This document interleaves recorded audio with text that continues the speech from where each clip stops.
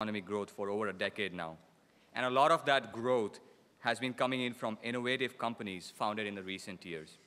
And quite a few of those companies have been founded, funded, and supported by the gentleman that you see on the stage.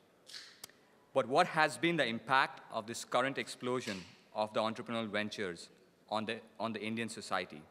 What are the challenges, and what is being done right? That is the topic of discussion today. I will briefly introduce the panel, and then we will take the discussion forward. So starting from the left, Mr. Atul Punj is the chairman of Punj Lloyd, and he is a graduate from Delhi University. Atul joined the family business at a tender age of 22. Under his chairmanship, Punj Lloyd has grown into a world-class organization with operations in the Middle East, the Caspian, Asia Pacific, Africa, South Asia, Europe, and China. Atul still remains a hands-on manager of the Punj Lloyd Group. Atul was also awarded the Ernst & Young Entrepreneur of the Year. Third from left is Mr. Harish Fabiani. Mr. Fabiani is the chairman of AmeriCorp Group, which is headquartered in Madrid and is a $2 billion enterprise, and owns financial interest in diverse businesses in technology, media, real estate, both in Europe and in India. Mr. Fabiani has been associated with Indian entrepreneurs for over a decade now. He has invested and mentored many entrepreneurs who have gone on to create large and successful businesses, such as India Bulls Group, Edelweiss, Avendus Capital, Phoenix Mill, CNBC TV 18, Asianet, and Nimbus Communications. Mr. Fabiani is also a successful entrepreneur himself, having founded and managed India Land Properties, a real estate development company in India developing IT parks, SEZ, and industrial parks. To the right, we have Mr. Bilal Zaveri, who's a principal at General Catalyst and focuses on investments in companies with deep technology focus, especially clean energy. Previously, Bilal has been an entrepreneur, a strategy consultant, and a scientific researcher. Bilal is one of our own, having got his PhD in physical chemistry from MIT.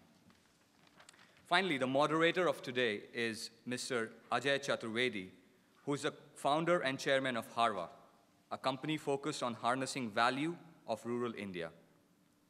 Prior to Harva, Ajay was an employee at Citigroup. He is an engineer from BITS Pilani and a graduate in management and technology from the School of Engineering and the Wharton School of the University of Pennsylvania. Ajay and Harva have recently been very busy in collecting awards. Ajay was awarded the CNN IBN Youth Icon, Youth Indian Leader of the Year 2011. Most recently, Ajay has been recently nominated as one of the most amazing global Indians by Times Now News 2012-2013. In addition, Harva XPO entered the Limca Book of World Records for being the first all-woman-run BPO in the world. Harva has numerous awards and accolades, including the Manhattan Chairman Excellence Award, the Scotch Financial Inclusion 2011, Thai Entrepreneurial Excellence 2011, among the latest recognition. Earlier in 2011, Harva was also identified as the third most innovative company in India by the Fast Company magazine of New York. Ajay, the floor is all yours. Great. Thank you, Tushar. It's actually been a fairly enriching and invigorating experience for the past 2 days. We've truly enjoyed and cherished all the discussions I've had. And I'm not sure how many of you were here for the IT panel, but it was, again, a packed discussion and thoroughly enjoyed it. Here, we're going to be discussing the whole entrepreneurship landscape and what the landscape looks like for India, for the people who are looking to go there and start off something on their own. And I'm delighted to be a part of this eclectic panel. Hope to sort of gain something from here myself.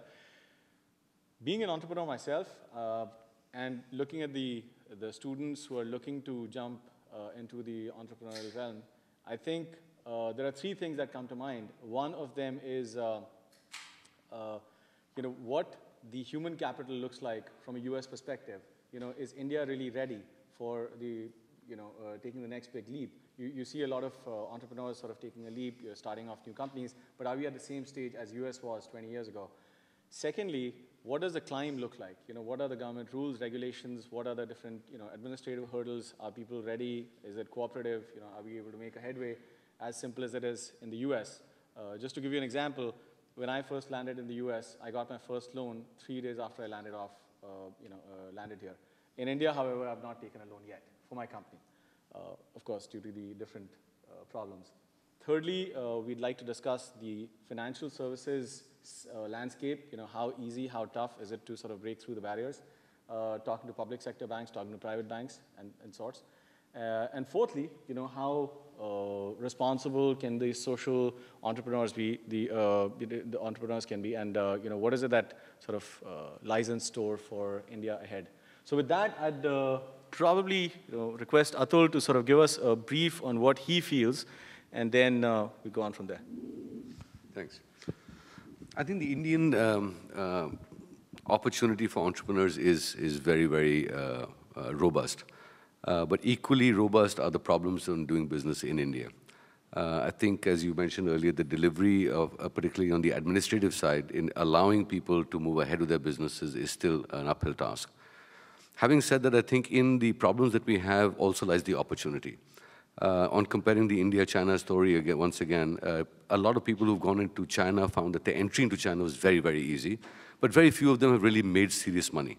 In India, conversely, you find a lot of people who've gone into India found it very difficult to get established. Once they were there, they've all done extremely well. So India is a double-edged sword in that sense. There is massive opportunity, and in the problems that we have lies the opportunity as well. If it were really as transparent and easy a place as Singapore or the US to work, I think the competitive nature of the Indian is so acute, there'd be a bloodbath over there. We find in our sector, which is infrastructure, as an example, there were 5 projects, each of which was worth $1 billion. And my own view was that maybe 4 or 5 companies would qualify for those 5 projects, and would it be one each kind of thing. When the bids went in, we found that there were over 20 companies that had qualified for each project. So that shows you the nature of the competitive intensity in India. So I think in the fact that we have problems in being able to work as entrepreneurs or set up shop in India also lies an opportunity, because once an area gets mature, it becomes a complete bloodbath. So I think we need to be prepared that Indians leave nothing on the table. They show no mercy, they take no prisoners. So I think that is one unique aspect of Indian entrepreneurs across the board. And if you look at a lot of the sectors recently, particularly the telecom side, where you see that India has really had the cheapest telecom rates traditionally for many years now.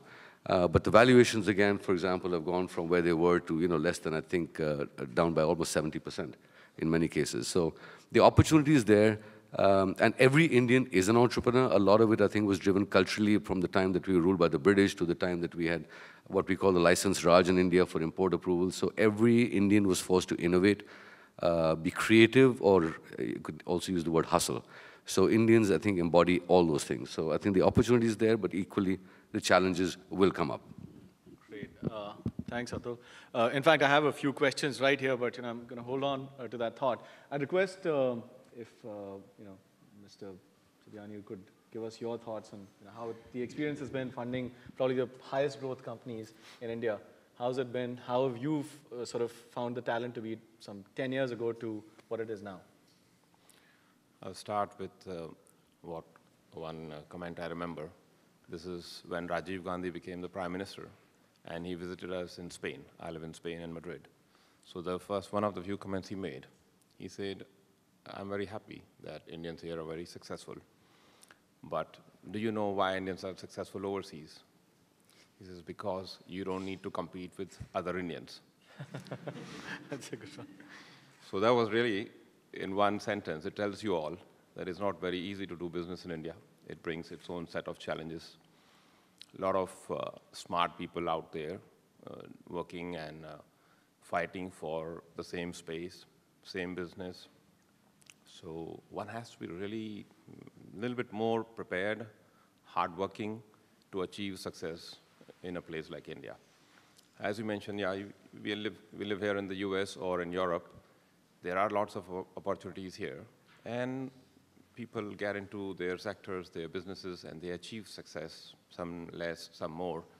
But the opportunity and the chance of achieving success in these countries somehow is seen more clear. we were discussing a little while back that when you are working in India, you have to put in so much more effort to achieve same result that tells you that, yeah, you got to be very prepared in India. So you wanted to ask me about Yeah, sure. experience. I think we'll take it I think as it we'll take comes. it one at a time. Now, Bilal, you've actually not spent a whole lot of time in India, and you have spent about 15 years in Boston. What do you feel? How does the entrepreneurial climate look like in India? What would be more suitable? What could be changed? How are the things looking for people going back from here? So, 5 years ago, I became a VC and I started investing in startups. The first investment I made was actually a company in India, and it was to create a utility-scale solar power company in India. This is before the National Solar Mission existed. This is before, all the companies got excited about it to do so.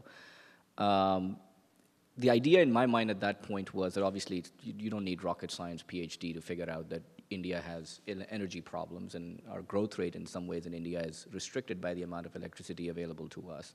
So the idea that you could use the next generation technology in a distributed fashion and in a private sector produce power would be great. What was not known to me, and perhaps my naivete, was that you would go in and you would not be competing on the basis of technology, but you'd be competing on the basis of contacts. Government, when they issue, put in competing bids, it's not only the money that wins. It's not only the lowest cost solution that wins. It's a whole bunch of other mess that I had to learn with. I spent a lot of months in India, spent a lot of time going back and forth, and frankly dealing with issues that as an entrepreneur in the US, I never had to deal with. I literally had, if you're a US entrepreneur investing in India, you go through this training, this Foreign Corrupt Practices Act that United States unfortunately has. And one of the things that my, MD of the company in India asked me was, but, on Diwali, we have to give something. I mean, you have to give a gift. I mean, I know you're not allowed to give a gift. No, but you have to. I can't show up at this guy's house if I don't give a gift. And, he wanted to have a meeting to figure out how do we find our way around the law. And I said, I am not even having this meeting with you. So these are the things that you have to, just be prepared for deal with. Most important, I would say, and just generalizing and stepping back, 16,000 feet from the situation, I would say the one characteristic that I think Indian entrepreneurs can learn more from the US entrepreneurs is along the lines of scalability. I think a lot of Indian businesses that I see regularly don't think of scale as they design their business models. The hustle mentality is great. Of course, we have to be hustlers, but I think there's a big difference between trying to create the next scalable model, which could be the Facebook, Dropbox, the kind of companies we hear about here that create billionaires at lower levels in management, people are billionaires. Those kind of companies, when they're created, there's serious thought put into how would you scale that business. This is one thing that I always struggle with because Indian entrepreneurs, and I think partly driven because of the financial circumstances within which they operate, are driven by profitability instead of scale. They're driven by how do you make the ends meet? How do you make sure that you can make the bills at the end of the month? Whereas the entrepreneurs here, that's the less important thing. The more important thing is, am I building something that will change the world? And that's a great point. And in fact, I was just about to pass it on to you because, what Atul comes from, I mean, he's actually an entrepreneur. I mean, he's actually built that company. So the perspective that you've given is really from, sitting here, if you're talking about it, it's great. I would actually be very keen to understand, do you really understand or do you think that the human capital here, the Indians here or the Indians there, are really ready to take that next leap? Even if you're not talking, apples to apples, are we even looking at the similar or same kinds of innovations? And I'll just... Absolutely. Right. Absolutely. I mean, I look at companies here all the time that are built by Indians. These are guys who showed up here 3 years ago. It's not like they spent 15, 18, 25 years here figuring this out. We know what it takes. It's just that when we go into a situation where you're dealing 4 hours a day figuring out how do you keep the lights on, you get caught up in that. And you get caught up in this idea that the only way to move forward is to just become one with the system. So all the dramatic ideas you had, you sort of kind of, you say, yeah, this is all good thinking, but it doesn't really work. Sure. And I think we need to figure that out somehow and break that mold. People have done that in other parts of the world. Skype came out of Estonia. No, India, every Tom, Dick, and Harry will tell you India is one of the 5 big major economies. Who talks about Estonia? right? And there's amazing startups coming out of Estonia. Why? Because the society there, the young entrepreneurs figured out, the system doesn't work with us, screw the system. We're going to create companies here, but we're going to find markets outside. And when they find markets outside, it generates the next generation entrepreneurs who basically then, are thinking very differently than the previous ones. Yeah, your point about scalability, I mean, we as a company really started in 1990, okay, at $1 million revenue number. This year we'll close at about $3 billion. We scaled up. We went into 23, 24 different countries. We tried to spread ourselves, de-risk ourselves as we thought, as widely as we could. Of course, once in a while, a country like Libya blows up in your face, so that de-risking doesn't turn out to be so appropriate.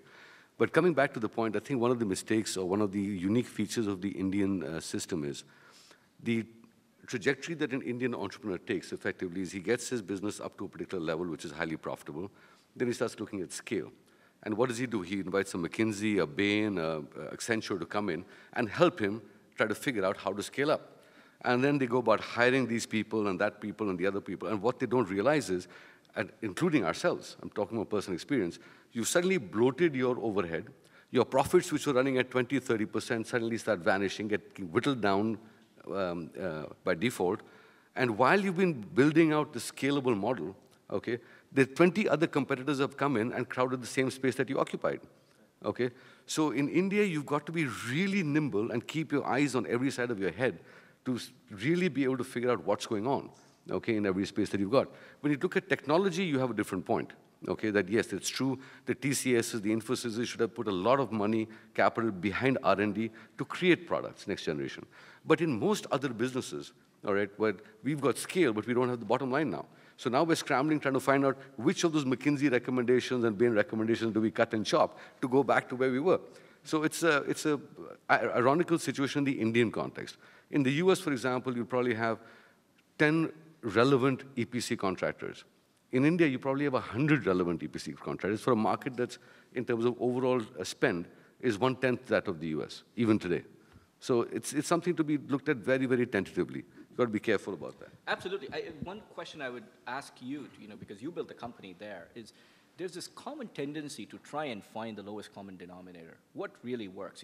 Keeping an eye on the profitability, people try to focus too much on, what's the minimum that I need to do to be relevant in that space, which is a question that I don't hear entrepreneurs here talking about. People here talk about, if I'm competing with 20 people, the first thing that entrepreneur, my portfolio entrepreneur would say is, let me pivot out of there. Let me do something separate. I'm not going to be a part of this bloodbath. And I find innovation comes out of there, right? I mean, Twitter we all use didn't exist. It didn't start up as Twitter. It was a different entity that actually became too competitive. There was no real money in there, and they pivoted out of there because they forced themselves to not be happy with, just a, it's an okay company. But the entrepreneur said, no, if there's 20 people here, it's no longer interesting. It's a bit like, when you have a restaurant and there's 20 other people open up restaurants, you just don't just keep going. We did exactly that by spinning out into 24 different geographies. Exactly. So we did the same thing because we refused to reduce or come down to that lowest common denominator.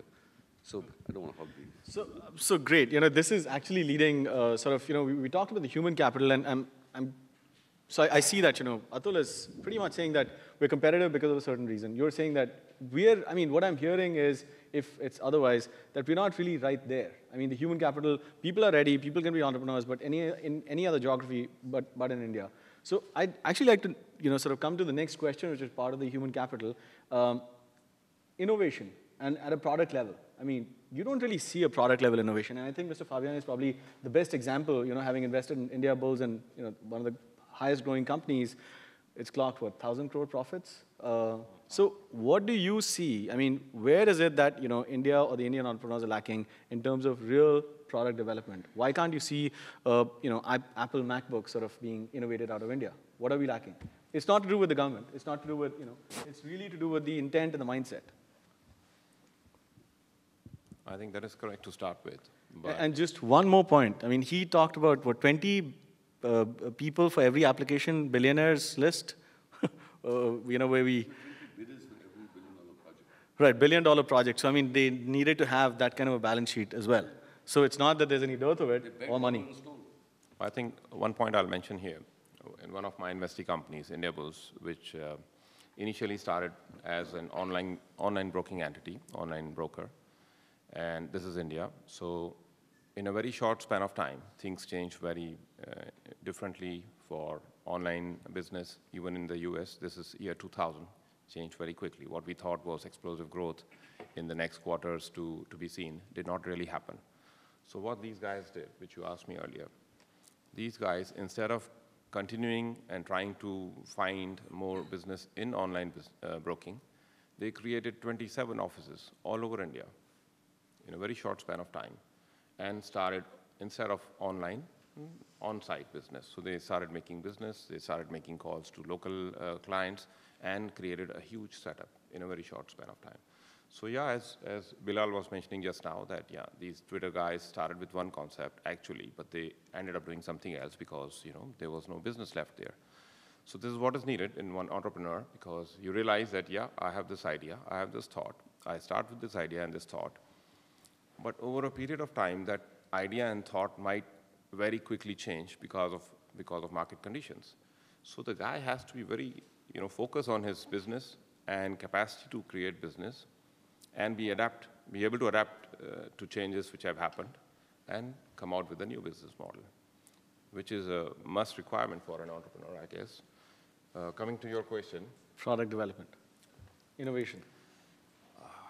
A lot of product development and innovation happens here, Silicon Valley, Asia, US, Europe. India is not yet culturally prepared. You have to have, that cultural background of creating this tech background of people who are producing something in India. Many of these tech entrepreneurs have actually come from other places and set up offices or base in India based on their ideas which they generated before, and now they've hired the team to develop this in India. So it needs a lot more time to come up with some, Apple or any of these kind of ideas. And we are working towards it. Let's say we've started making some inroads towards that area. We have now started, creating some network ecosystem of entrepreneurship in tech area in India. So I guess, yeah, we will see this business coming forward in the next, few years. Sure. I mean, just real quick, I'll come back. Bilal, what do you think? Why do you think it's not happening? So, and I don't at all mean this in a controversial way in any way, but I think there's, I've spent time in Pakistan as well, and I think that country shares some of the same phenomena. Most of the big businesses in these two countries tend to be family-owned businesses, right? Family-owned businesses, almost like when you take over that business, in some cases you grow it like you did from 1 million to now billions. But in many cases you inherit a business, you grow it slowly and surely. But you're putting the entire family's almost like, their name at stake, right? So there's a very high barrier to, taking risks where you might fail outright. It's not just you going down, it's your uncle, aunt, and everybody who works in that business, they all go down. My family owns a big newspaper and it's been owning that for 50 years, and I understand that. Because you don't take risks because the risk of failure means a huge black eye. That is something that needs to change in a typical Indian entrepreneur. We need to move away from doing solar in India because solar seems to be working in the US. Let's go do it in India, right? Now, I'm guilty of that because I did that. Solar was happening here. I made my first solar investments here and then went to India, or Zynga for India, or Groupon for India, or whatever for India. Okay. You gotta find independent ways, independent things. You don't, and you will fail. Inevitably, you will fail. Look at all the top entrepreneurs you and I admire today. They all failed many times over. Now, the difference between Silicon Valley and I would say even the rest of the US is the fact that when you're a failure there, people sit and talk about failure as though it's something they're proud of. It's something like, yeah, I did that and I failed and, I crashed on this guy's couch and then I started this business and that failed too. And then I started something else and then it took off. Indians, and especially Indians that are well educated, that are at places like MIT, that you can always take that degree and always find a job. Take a risk, do something that is completely new. If you believe that there should be a $50 tablet, go create it. What I find unsatisfying and frankly sad is when I see, a textile company brochure, from some big Indian family business, and the last page is like, we do solar too. I mean, I bet you half of those 20 companies that bid on the billion-dollar projects were like that. There are 2 people they hired out of some random company. They make, needles for garment industry and make billions doing that, and they became a solar company too. none of them were, the smartest guys building companies independently. Yeah, it is the herd mentality. I mean, Indians do suffer from, acutely from the herd mentality. And your point about failure not being tolerated or accepted, okay, is a cultural thing. I don't see that changing in at least my lifetime, my son's lifetime. I don't see that happening. But I agree with you. The reason for the US succeeding the way it does is because it respects failure. And very often, like we were talking about John Chambers, who was with Wang Computers, which went belly up, was one of the major reasons why he got the job with Cisco. In India, you have a guy who's bankrupted a company, walk in the job for an interview. Are you kidding me? Well, he won't even get through the door. But I think to the point about innovation, I disagree, okay? I disagree that India needs another Apple. I disagree that India needs its own Skype. I think the real innovation that's happening in India is like what you are doing. Using a lot of the solutions that are being offered by other people that have developed them in different parts of the world to come up with solutions which can affect the masses in India, in the millions and billions of people. I think that is really where Indians are focusing a lot of time. And you're not the only one, as you know. Okay, there's a bunch of you quasi-social entrepreneurs who are doing exceptional work in that space. So I think the innovation, to a large extent, is happening in terms of turning a lot of these products or applications into complete solutions, okay, to touch the masses. So I believe the Indian innovation is really happening there, which is disproportionate to the individual product or software. Great. Actually, my hint was towards, iPhone 5 sales taking off would, essentially affect 2% of US GDP growth. And that is, what the presidential debate topic is. I would have arrived in life if, that was the discussion we had at the Indian Parliament. But, that's basically, I mean, we still are sort of stuck on the whole product innovation. I'll probably come back to it.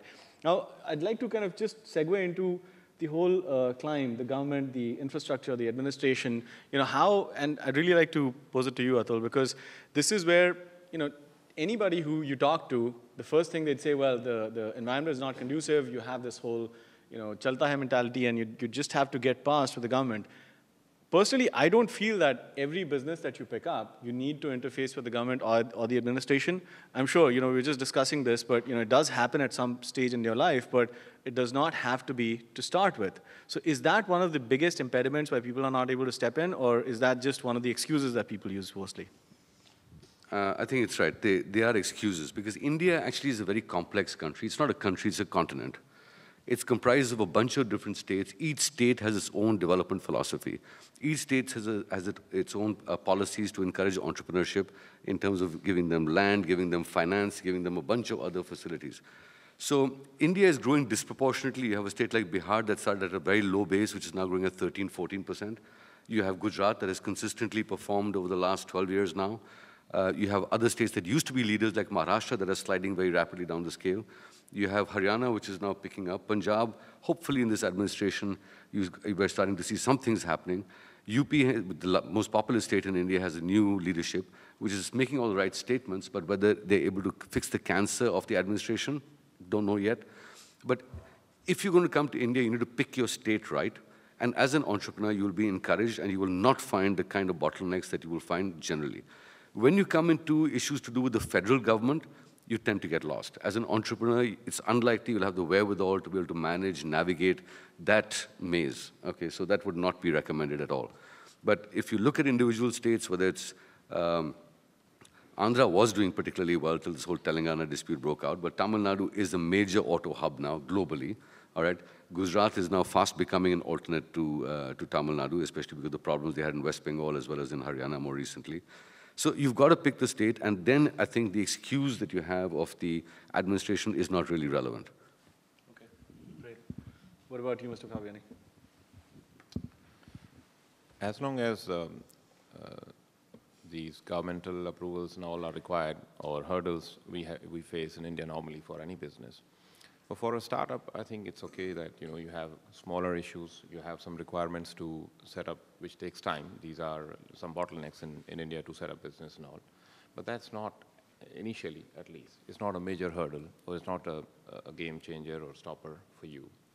So I think any entrepreneur, any business who starts, he will keep in mind that these small problems will remain, in my mind, small initially. Till it grows big, then yeah, you have major issues to face. and continue doing what you have to do from your side and, face these issues which, different countries will have. So I feel, yeah, these are small issues. These will continue happening at this level. Bilal, could you tell us, how you feel when, when you're looking at investing in any of the product companies or any of the services companies, technology in particular, how apprehensive are you about the infrastructure, about the government, about, connectivity, about anything related to access? Very apprehensive. We have investments in India, China, Russia. Do you end up Brazil. going there yourself? Absolutely. We have to be there. We have to know the entrepreneur well. We don't invest in very large infrastructure capital extensive projects, partly not because we can't afford it, but because when you start buying brick and mortar, you start seeing slips that didn't exist. Bricks got bought but never arrived, and millions can leave the company that way. These are big issues. The infrastructure, so there's one end of the infrastructure which I think, forget about the corruption part of the whole situation. Entrepreneurs figure out how to deal with that in any economy they live in. You just deal with it, you figure out who's good, who's not. I think there are other issues. One of my friends, another MIT alumni, Rajan Anandan, ran Dell India. Yeah. Now I think he's running Google India. Yeah. So Rajan once told me that he would get an order for $2 million from a particular district, right? And he would get the order on Friday. He would leave it to his associates to get the stuff manufactured in a day and a half in Taiwan, ship it over. It would arrive in Bombay in 2 days. And then it would take 2 weeks to cross 3 states within India to get to his customers, right? And he's like, if you think, when I think of inventory, and with a company like Dell, this starts to really add up. Right. You have like the entire global inventory shipping movement around is like 2 days. And within India, moving from one state to another could take 2 weeks. Right. These are the issues that you really, fortunately, India is, in general, well, not only a large country, but actually with an economy that's growing. And hence, people are able to overlook that. And Sure. people would say, we have to deal with it, and we have to be there, and we have to do business. Right. If that wasn't the case, I think you will see a lot of people starting to figure out that this is a problematic issue. Maybe we should focus elsewhere first. So we have to solve those problems, not for the immediate sake, but for the long term, because you will find large businesses finding it very difficult to do business in the long term, because it would be just so disproportionate to the rest of the world. So I think you made a good point. However, you're talking really about Rajan is quite well known as well. But you're talking about Dell. I mean, that scale is, they've already arrived in several countries. That's when they set up shop in India. I'm talking specifically to the entrepreneurs. When you're looking at a company that's looking to start, how important is it for you to be comfortable regards the administration, regards the government? Because if you're looking at starting a tech company, let's say an e-commerce company, there's little in terms of approvals that you need. I mean, you do need to apply for certain taxes and clearances, but yes and no. I mean, you can start the company, but again, it goes back to, are you going to just hurdle yourself into it and figure it out along the way that, the tax collector shows up? We were just chatting outside, right? And you got this tax collector, the document, maybe you should talk about it a little bit. Something like that, showing up to perhaps a company like yours, you can call up the finance minister and be like, what the hell is going on? Fix this. A small entrepreneur would be like, shut this down, right? I mean, if somebody sues you, Tata decides to sue you, what are you going to do as a $2 million revenue company? Are you going to fight it in court? How long are you going to fight it? Basically, that's a death ultimatum. You shut things down. So I don't mean to say that entrepreneurs don't fight this but I think these are big disincentives for people to take risks. Okay. When we make an investment in a technology company here, could be an MIT, spin out, or could be out of IIT, doesn't matter. We want to take a risk either on the technology or on the business, right? Either you say, I don't know if this drug will cure cancer, but if it does cure cancer, and it'll take us 5 years to figure that out, then it's a huge market, right? Or you say, this stuff really works. Solar, we know, really works. We just don't know if the right business environment exists for it to work in India. So you take that risk. But you can't take both risks, that you spend 5 to 8 years developing a product, and then you go, and then you're like, the market evaporates because something else happened. And that's where I think a lot of innovation that wants to move to India faces challenges. And that's why a lot of improvements we see in India tend to be incremental, because you can make small changes and not risk the whole farm on, on that change. Okay. So, with that note, I'd just like to maybe conclude this one point with you, Atul. You've had, inherited a $1 million business with $2 million in debt. I mean, clearly, if the climb was not favorable, you wouldn't have got to a $3 billion company. How was the ride at that time? What made you keep going? And, that was 20 years ago. What would be the lesson for the people right here? Well, I think wrong question. Right time? No, I think the growth really happened because we decided to flip out overseas. When I got this entity, it was in 1990 when we had VP Singh's government, if you may remember, when nothing was happening. There's no decision being taken. Our imports, as we heard last night, were down to 13 days. So there was no business. You had capability, you had equipment, you had the technical skills, but there was just no work to be had. So that's when we decided to just get out and never risk ourselves on any one economy, any one vertical, any one geography ever again. So that's really what's driven us, and that's really where our growth came from. If you look at us in terms of, we are India's second largest balance sheet in our space today to L&T. But in terms of construction, we're probably India's 20th or 30th largest construction company in terms of actual activity on the ground. So our growth really happened completely differently. So it was not really. But how friendly was the client? How friendly was the regulations? How easy was it? And that's what would. No, it is as has been said often enough that in the problems that we have lies the opportunity as well. Right. If somebody knows how to navigate all the areas, all the obstacles that Bilal mentioned earlier, you can make a lot of money. Sure. Okay. But equally, that if you don't want to waste your time navigating those, because that's not what you're supposed to be doing, because actually that's not what an entrepreneur is supposed to be doing. He's supposed to be focusing on his business, not trying to figure a way around or over hurdles. Right. Okay? So it becomes almost a second nature to the Indian businessman within India that, yeah, that's a given. I mean, why are you worried about it taking 2 weeks for a product to move across 3 states? It's only 2 weeks. Yeah. So that would be the reaction of most Indian entrepreneurs. So, I mean, I go back to the time 1980 when I started working, you couldn't import fax machines. So I had to create documentation to show a photo typesetting machine, which was legal to import. Okay, a fax machine was converted into a photo typesetting machine to be imported. Okay, the first Apple computers that I brought into the business also came as photo typesetters. Okay, so you are forced to be innovative or creative. But most guys coming out of the West, where this stuff is taken for granted, okay, we're saying, what is this nonsense or bullshit, if I may use the term? But it's become second nature to most businessmen, not only in India, but I would say to an extent in Indonesia and Malaysia and Thailand and in most of South and Southeast Asia. It's a very Asian thing. You just take these things for granted. But I also agree fully with you that if you take all these issues out, the creativity would be directed in the areas where it should actually be focused on.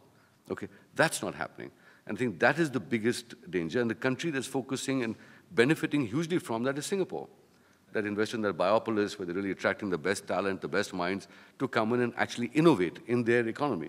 But then Singapore will benefit, not India. But in India, we'll be very happy to read in the papers, researcher of Indian origin created anti-cancer drug. Okay, that'll give the Indians a big kick. So that's the problem. Right. Okay, thank you for that.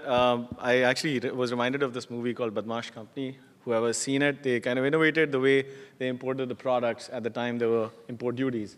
So if you haven't seen it, must watch. That was probably one of the best innovations I've seen in terms of an import business. So that sort of brings us to the next point where I'm quite keen to understand myself.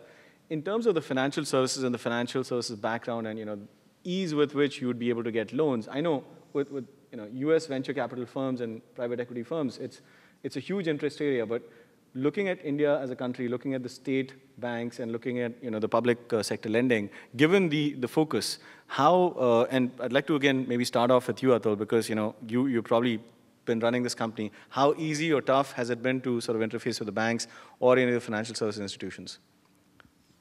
I think it's getting increasingly difficult now. When I started out, actually, I had no security or collateral. And I picked up my first facility in the old-fashioned way. I happened to meet Mr. Vagul, who was the then CMD of ICICI, which was a development financial institution at the time. It was not a bank. I had a project. I had no financing. This was a project in Indonesia. No bank would touch me.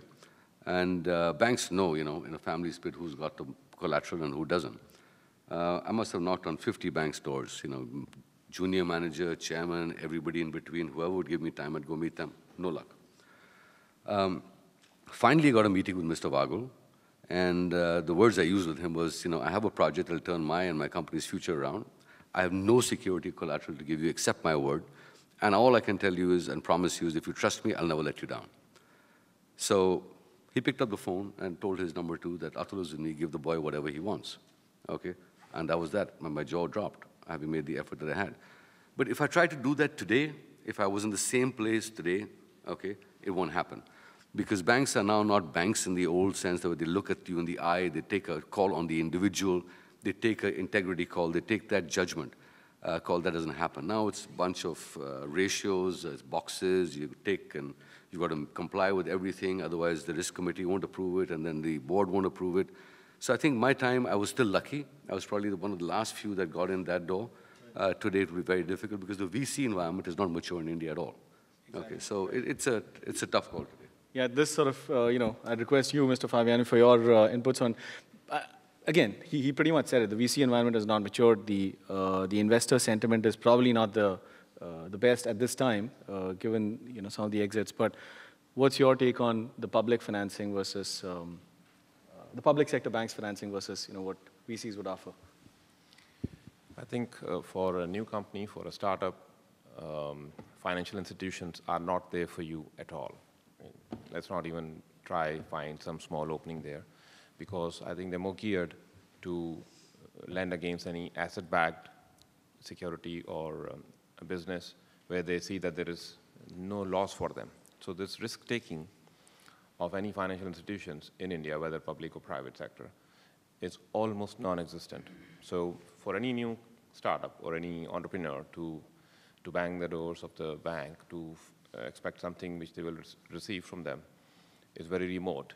And as Atul mentioned, unless you have your personal guarantees in the sense which are backed by, again, by your personal net worth, you don't have any chance. So which normally in a case of a new company, a startup which is not really, already big on balance sheet, monies don't come easy. So that's the reason you end up going to angel investors if it's a brand new setup. Friends or family, they are your only alternative. So these are huge shortcomings of starting up anything in India. Bilal? I think you guys are all absolutely right. There's a severe lack of early stage venture financing, which is primarily risk financing, which is very strong here, starting to pick up in Europe. But it's also happens to be something very unique to the U.S. because few early angel and VC investments in the U.S. saw remarkable success.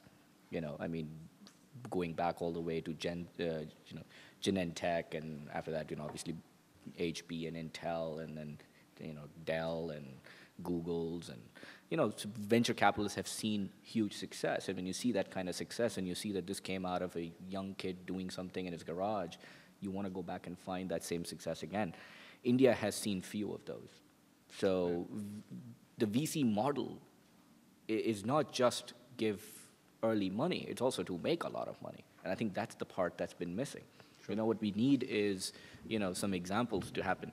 The late stage financing is very robust. And in fact, to be honest, there's a lot of VC firms from the US, ourselves included, who spend time in India looking at investments, and we find that there is a dearth of partners when we're looking at a company with a very unique idea, which has just spun out of a university, or with just 5 guys who quit their jobs to start working on it. But the minute they get to $1 million, $2 million in revenue, then it's a dog and pony show, because everybody else lines up. Because now you've shown that you can create revenue, now you've shown you can create profitability.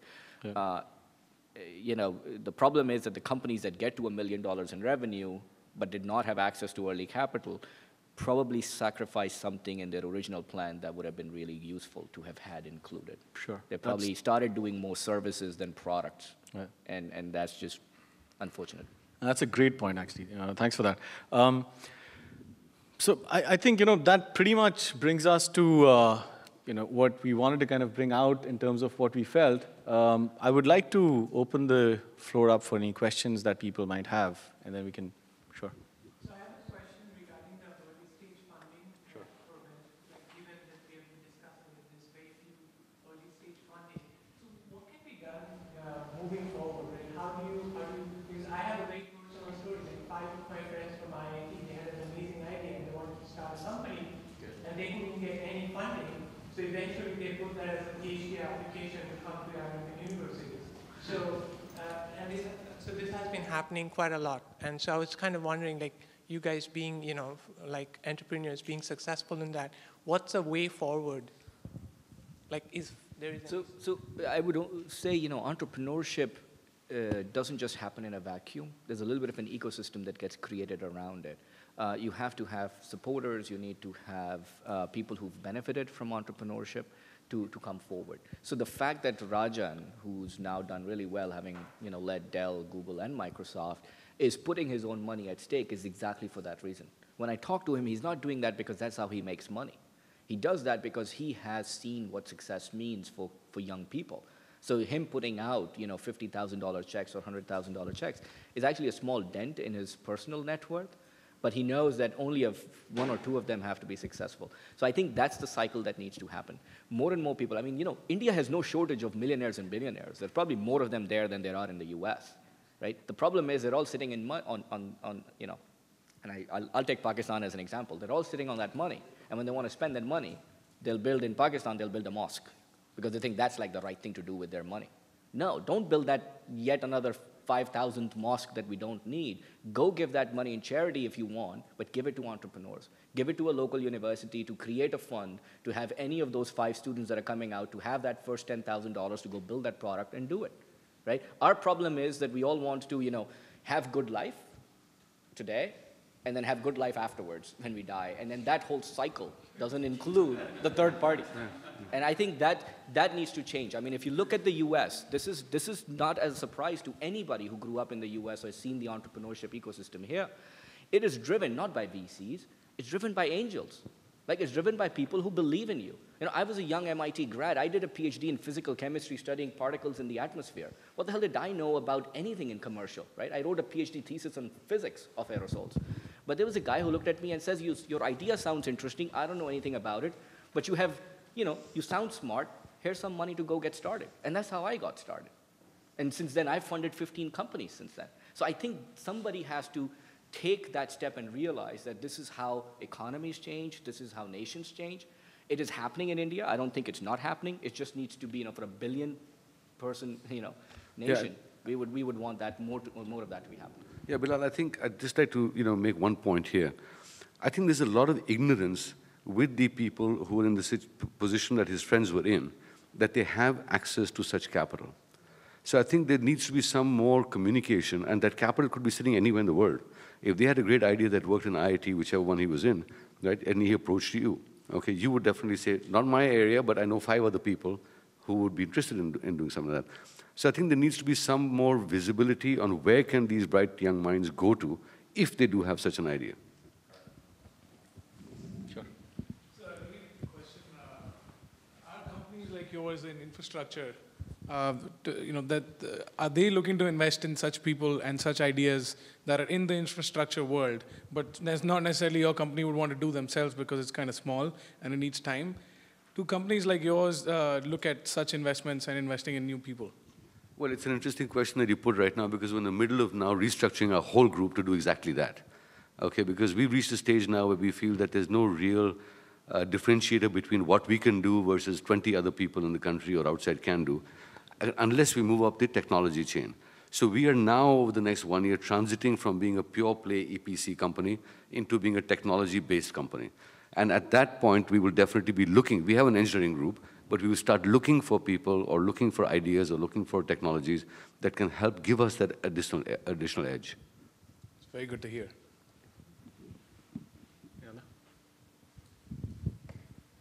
My question is to Ajay. You are running Harva. I've seen a lot of social entrepreneurs start out with noble intentions, and profitability gets thrown out of the window after a while, and they start living on funds which are coming from government or from donors, soft loans. So how do you think social enterprises should be run? Touched a hot spot, hit the nail on the head. I actually don't even buy the whole concept of social entrepreneur. In fact, when somebody asks me what am I, I'm an entrepreneur. I'm not a social, because I believe that either enterprises are social or they're not social. I mean, Al-Qaeda is a social enterprise. They're serving a certain society, right? So from that perspective, And I set it up as a for-profit organization. We have not taken any funding whatsoever. We've been offered by the government. In fact, when I get back, I've been invited by the Prime Minister's office because they want to kind of partner with us to kind of start off and fund some of the growth. So I'm not really going with that funding at all. We are self-funded, profitable, cash flow positive, and we've survived for 2 years. And touch wood, the growth trajectory looks really good. So having said that, my intention was really value creation. All the social goodies are coming as a byproduct. The first all-women rural BPO did not start out with that. It happened. Did not really start out with poverty alleviation. It's a byproduct, right? So it's very objective. In my mind, it's got to be objective. It's the eventual goal has to be that you've got to build scale. Like Bilal said, you've got to have profitability in mind. If you don't have that in mind, I think then you really miss the point. I'd like to really address this question as well. And I've had, fortunately, I worked with Citi, worked in consulting, traveled the world. And so fortunately, I had some good experience and exposure. But more often than not, I've come across this phenomenon of, we have a great idea, we just don't have funding. If you don't have funding, if the stopping point is funding, guess what? You have not arrived at the idea. Because if the idea were that strong, then you would have definitely propelled into the next level. And I don't mean this in any bad way, but or maybe the idea's time has not come, right? That's how you need to look at it. Because if you really were passionate and if you truly believed in it, you would have gone full steam ahead. Because we're at about 3 crores in revenues analyzed, and we started out completely self-funded, right? No, I just want to make Sure. but I feel in our country we have a culture of not being the biggest risk takers, because that's why we are a services industry, because everybody looks for the $10,000 job rather than a $1 million company. Right. But going back, don't you guys think that the government needs to play a role in this? Because I feel like we are talking a lot about private individuals coming in and paying their money, but I think in a country like India where we are very conservative in being risk takers, I think the government needs to entertain a bigger risk-taking role. I'll actually open this up, but really quick, that's exactly the point I was trying to make when we were talking about climb, the government, the infrastructure, the people. See, when you're looking at entrepreneurship, the definition of an entrepreneur is somebody who creates value out of almost nothing, right? You're not looking at taking $1 million financing or seed capital and then growing it to $1 billion. I mean, that's everyone's. Possibly a lot of people can do that. It's quite possible to run that to ground as well.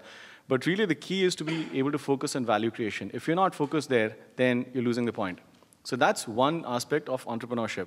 But flipping that, now coming to the government, there's a lot of schemes. Trust me, I've been in India for the past 6 years, and I come across more of these schemes than anybody else. Because the moment you step into this kind of an arena, the government, politicians, everybody's after you, right? The who's who of the world are basically looking at you because that's what you're tapping into. You're tapping into the vote banks. And that's where the whole thing comes in of government financing. There's lots of schemes. Trust me, I can, count them till the evening, till the cows come home, and I still would not be able to finish with it. I think it's about 60,000 crores in Indian rupees that is still outstanding. They've not been able to give out. Because what's missing is, and that is another opportunity. I know some people who are going back from here and starting off companies to bridge the gap between the funding institutions and the people who should get the funding. These guys have absolutely no access over here, and these guys can never get to the people who are actually giving the funding. So I hope you understand, but this is where the big gap is, which is why I was asking, you're from Humanities, you have the access. Did you really even approach or try to approach any of these banks? Because our traditional mindset is SBI, PNB, they will just not cut it. Whereas I'm telling you, they are the most cashless banks which are looking to take those risks. No, I disagree with we were ignorant. We don't even know exactly, what are the resources which are out there. So so maybe then, the time had not come. Maybe if the time is right now, you can take it. Let me talk quickly about the government issue. Government has a big role to play in making the regulations right, setting up the environment right, obviously getting rid of the corruption that exists and that gives unfair advantages to some entities over others. But I don't believe government has the right role to play in funding startups or funding new ideas. Not because, sure, it will help the economy, and if you look at it that way, government is just incompetent. They just can't do it. The best guys just don't join.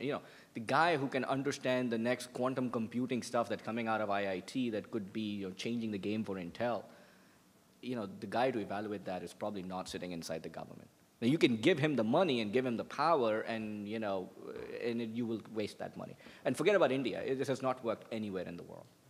following the, there are books written on how do you create a Silicon Valley in Indonesia, or Dubai, it doesn't work that way. It doesn't work that way. What you need is academics doing the right research, students who are studying, and then some of them will want to take that research and commercialize it, private sector that sees that if that becomes a real product, it'll create value, and then financial markets that provide the exit point for the entrepreneur so he can go back to doing what he likes to do, which is start companies, so somebody else can take it from there and just scale. I think that's the cycle that needs to exist. Government just needs to make sure that it doesn't get involved, doesn't become a hurdle anywhere, and just make sure that there's level playing ground for everybody. Yeah, I think, Bilal, to build on what you said, I think what's different about the US environment and what we have out in India is there's almost a seamless movement between academia, business, government, okay, and research, you could say. So people are moving constantly. It's very, very fluid over here. In India, once you're a researcher, you're a researcher. Okay, you're in government, you're in government. I mean, forget about even thinking of getting into business. And I think that's the big differentiator between the US model and most other countries. The constant moving. You have people who've been ambassador in India, who now join Brookings, who tomorrow will be back in the government, who day after will be advising, Northrop Grumman or Raytheon on some system. That, I think, is the big difference. Sure. But curiosity, just curious, what kind of company was this? A technology or? Energy? I'm really surprised because energy, there's a huge push. I mean, even the government would be probably interested in looking at that. I'm not sure if you spoke with Ms. Supriya Sule, who was here in the morning.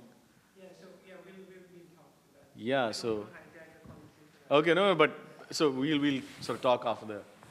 I'd just like to add to Bilal's point over there. You're absolutely right that government should not play much of a funding role because they're fairly, honestly, they are incompetent. And the MNES has been there, the Ministry of Non-Conventional Energy Sources, has been there since 1990 or 92.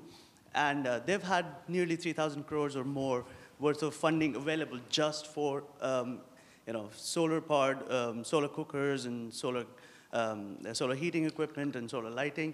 And I've been going to such fairs, so to speak, where people are trying to present what they've done. That disconnect between judging whether this funding was valuable or not was not the government was not competent enough to do that. And what so happens is these researchers, so to speak, they lived on that funding rather than having that impetus to create value. And I think that's where I completely agree with you, Bilal. You had a question? Yeah, you mentioned Harvard did not approach banks for the loans. No. And why was that? What was the main factor you were demotivated to? That's a whole completely different story because what we are doing is sort of this is the whole country, right? 80% is the rural population, 20% is the urban population, 80% is electing the politicians, 20% is complaining about them, right? So the way I understand India today is very different from what my understanding was 10 years ago. So when I was in India when I was in college, right, BITS Pilani, it was completely different from what I understand it today. In fact, I think the biggest opportunity in rural India is because it is rural India, not because it is not connected, right? So having said that, the opportunity that once you start to see it and the politicians start to approach you, the local MLAs, MPs, you start getting all kinds of calls, you realize that the moment you take up any of this funding, you're naturally liable for reservations and all kinds of political, arm twisting. If you don't take it, you're all clean. So fortunately, we're in 7 states today, and we're growing and profitably. Now, that's my reservation against funding. But talking about energy kind of ventures, there's a lot of programs. And I completely agree. There's, we often confuse entrepreneurial organizations with brick and mortar organizations, which is why I said an entrepreneur is somebody who creates value out of almost nothing, and it's a huge risk-taking proposition, right? So typically it is not about, my dad's running a hotel business, I want to set up another hotel business, I'm turning an entrepreneur. That is not an entrepreneur, right? I mean, you've got like huge balance sheet to back you and a brand name, and you're building something which is already proven. I mean, you set up like 100 rooms, in Manhattan Island, you're bound to succeed with that hotel, right? No matter what you do. So that's sort of flipping it. But with energy, there's a lot of segments, a lot of verticals where the government would be ready to invest. Not even invest, it's like almost a grant, right? An interest-free loan over an X period, they would ask you to, sort of tell them back what the result was, how many people and families you've affected. The reason I decided to stay away from it because we were also setting up these rural BPOs, right? And for me, the competence of the employees is what matters to deliver the right results to the clients, because that is what is my long-term sustainability option. It is not about the funding that I'm able to get right now, right? So the size of funding that I get is not directly proportional to the success of my company. That's what I'd say. We talked about the difference in risk appetite in the US and India. How does, what does the panel has to say with it connects with the interest rates in both the countries? Does having lower interest rates matter in terms of the risk appetite? Cost of capital. Yes and no. So in taking the US example, more as interest rates are lower, right? That basically means that you cannot really earn a lot of money by keeping your money in the bank. That's when you start looking at alternative places to invest your money, and that's when returns that are coming out of, if you're getting 1% on your bank and you're getting 10, 12, maybe in VCs, 30% on your money IRR, that's where money starts to flow in this direction, right? So VCs were not the hot thing 2002 because it was very risky and all the VCs were imploding. But now with the interest rates where they are in the US, you're seeing huge globs of money that have moved into private equity and venture to some extent. That said, so in that sense, yes, lower risk, lower interest rate in an economy like the US, it helps having early stage financing available. I have to give you one more example, which is, we started a company in India to do solar power. And it wasn't just a pure services company. Our idea was that we will go to India, bring in the international technology, and then work on it to invent certain things in India to make it really low cost, and then go back out with that lower cost solution. So if it wins in India, because it's good quality and it's probably the cheapest product, then it will win the world over. We did that, and obviously we had this plan, blah, blah, blah. I spent a lot of time on the technology side helping the company to reduce cost by about 20, 25%. And that's huge. I mean, if you think of solar technology, which is relatively mature, using technology to bring 25% of the cost down in a country like the US would be a huge deal.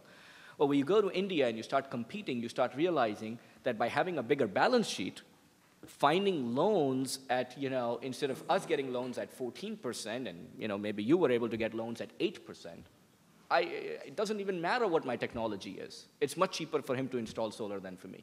So a less technologically advanced solution might win in India because the balance sheet was available where they could get the loans at a lower interest rate.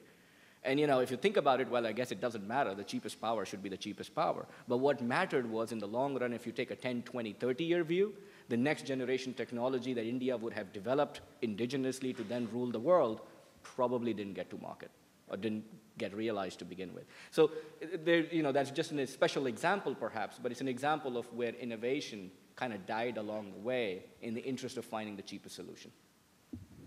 Yeah. A quick. Yeah. I think. Yeah. So this guys, I'm the moderator. Yeah, I know, but you're one of those guys who's gone back right. After living here, and right. I think Bilal has some experience. Sure. So this famous Indian crab mentality that people talk about, right.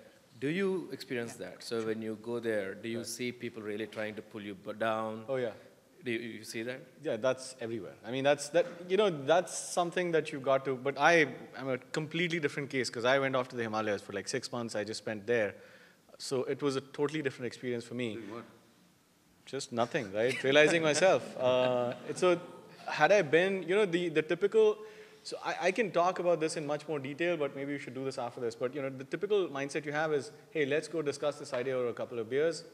Never happens, guys. You never get an idea over a couple of beers because all you get is a couple more beers, right? So what you really need to do is, deep dive within yourself and understand what is it that you want to do. Because if you want to take the entrepreneurial plunge, it's really about you. It's a huge, deep spiritual journey. It is not to do with what the market is doing. Because you would, more often than not, end up doing something which is completely not conventional. I mean, MacBook is the prime example, right here. So, I mean, that is how I was going to conclude it. Do you have that drive? Do you really believe in it that much? Because if you don't believe in it that much, then nobody else will. Not even the investors, not the banks, nobody else. And that is when you'll get this whole thing of, but yeah, to answer your question, the crowd mentality does exist. And the solution to that is not to be in the crowd, right? Be a leader. And the only way to be a leader is to be alone. Interesting. Thank you. Yeah. A quick question to something that you raised, Ajay. Yeah. You obviously deal with a lot of political interference on a day-to-day basis. Right. And the moment you start, moment you start accepting their deals and stuff, right, other people come to your doorstep. Yeah. So how do you deal with this? I have friends who started companies who had to include some minister's son on the board of directors. Yeah. And all sorts of shady things to get deals. So yeah, that is the best, I'd say that's the toughest part of being in a business like this, that you've got to deal with people very, very politically. So you've got to be as political as them. And I cannot name names here, but there have been cases in which, they've had different kind of requests, and otherwise they try to arm twist you in a different place.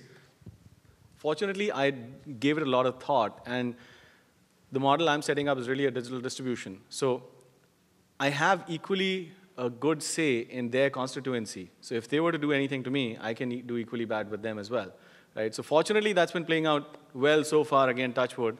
I don't know how it goes in the future, but I've got, right? Sorry? It's a high-risk game, but that's the thing, right? So the way I see the business is like a plane. You're on a runway. Once you take off, how long is the runway? How short is the runway, right? The risk is only till this point. After that, it's off, right? Because then you let people manage their own things on the ground. So we can discuss, my model in a very, very different plane, but I agree, all that is there, but that exists everywhere else as well, right? Isn't that on Wall Street? Isn't that in some corporate environment? I think I've seen the biggest of political scams in, not scams really, but the biggest of politics at Citigroup, right? Because I've been there. So you got to manage it, man. Can I say one thing? Sure. Which is, it's not at all relevant to this question, but one thing that in discussions that I don't see very often. So we have people sitting here who are entrepreneurs that have done really well, right? I think we don't spend enough time learning about what you were doing when you started that business. Right. The success to somebody like me, what I really want to learn about is when you were sitting with 1 million in revenue and 2 million in debt, the chances you took, the decisions you took, the mistakes you made, the successes you had, the people who helped you, people who did not help you, but you somehow found a way around that. That is so much more instructive than learning about, to be honest, as an entrepreneur, than learning about the CEO of a $3 billion company. Right? Totally. And I think in conversations that I have in many developing parts of the world, it's just so much that we bring on stage people that have built billion-dollar companies, but then we talk about how you run a billion-dollar company. Well, how does a student learn from that? Flying all around the world, having meetings, signing deals, and this and that, it's not relevant to the student. Sure. What's most relevant about your experiences is that you made mistakes when you were at the bottom of the barrel. Right. That's what's most instructive. Sure. And once then it's momentum, and then it's a different kind of learning that you had. You grew from an entrepreneur into becoming a CEO. And I think we should spend some more time in these kind of conversations about that. Sure. Yeah. Hi. My question to Harish, we just, while we were talking outside, you just mentioned about a large commercial project which you just did in Chennai, which is a green-rated building. Being an architect, I know that this kind of innovation, especially in the private field, where every developer talks about cutting cost here and there, and what kind of values you saw which this kind of innovation added to your project? Sorry, what kind of what? It's making it as a green building and sort of adding more value to it in terms of cost, because with our own experience, what I've seen is that whenever you propose any green building and those kind of innovation in terms of sustainable energy, and when the cost little goes up in the initial capital investments. Yeah. So people do talk about, just cutting it down so that, to make the construction cheaper. So while you saw some value to making it as a green building. Yes, absolutely. There is, a lot of cost saving in operations when you make a green building. Now, for all here, green building has a lot of energy saving for electricity consumption and stuff because it is designed in such a manner that it can save energies for you. So definitely in today's world, when we talking about all green energies to be used in all places, a green building definitely has a lot of advantage. Having said that, it does increase the cost quite a lot. Now, as long as as a business proposal, it's making sense to me, if I'm selling it or if I'm renting it, I am able to capture that additional 15–20% of my cost, which I'm spending for making it a green building. It makes sense to you. Another part is, you do want to contribute something from your side to the society, and you want to try make, eco-friendly buildings, eco-friendly structures, even though the cost is slightly higher to you, even though you might not produce same returns from that particular project, but yeah, you want to contribute something to the society, and you want to do that. So I think each and every person, thinks about it in this manner, and many of them, or most of them, do not want to do these projects easily because it increases your cost. That's right. Yeah. And most of the time, you do not see the return as per your increased cost invested. So yeah, I think most of the people do not want to do that. But as I mentioned, we feel that something should be, contributed back, and we emphasize so much about green energy. So, something we want to put it from our side. That's highly appreciable. Yeah. Thank you. Right, I'll be selfish and I'll take the last question for myself. Mr. Punj, you started comparing the different states and their growth rates. I want to know, is India homogeneous when it comes to entrepreneurship? And if it's not, how does an entrepreneur exploit that? So the question again, is India homogeneous in terms of entrepreneurship? If you want to start an entrepreneurial venture, are you taking India as one landscape or does it differ? And if so, how do you exploit that? Well, I think the Indian market is one, for sure. But where you're providing your product or service from, I think it's important to choose the right location. As an example, I think the National Capital Region of Delhi has been far outstripping most other cities. And that, again, is for a political reason. If you remember in Hyderabad, you had Chandrababu Naidu, who really transformed the city of Hyderabad. But in this election, he lost the state. Ever since then, every chief minister has ignored his state capital and focused on the rural areas. So other than Delhi, which is a city-state, okay, most others have been lacking in infrastructure investments. So you need to choose where you're located very, very clearly, okay? If you're doing a large manufacturing facility, obviously the NCR is not the right location to be a state like Gujarat right now. We don't know what will happen after the next election in December. But right now, it seems to be one of the best states. Tamil Nadu is equally good. Some of the other states are also pretty close now. But as a market, yes, India is one large market. All right, I think with that, we will close. I'd like to close this, and thank you very much. But real quick, regards the Indian economy, do you feel, on a closing note, do we, stand a chance to kind of see the next big boom with the entrepreneurial activity in India? Do you feel that, we can actually produce a product like the MacBook coming out of India in the next 10 years? And, how do you think that will pan out? So yes, no, and then your comments. Well, I think I disagree with the fact that we need to produce a MacBook.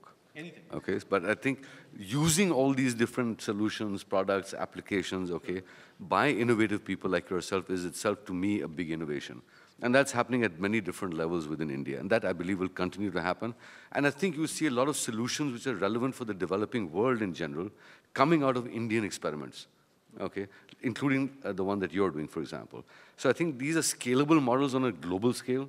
The bite size may be small, but the opportunity to touch millions of people across the world, or billions of people, has never been better. Sure.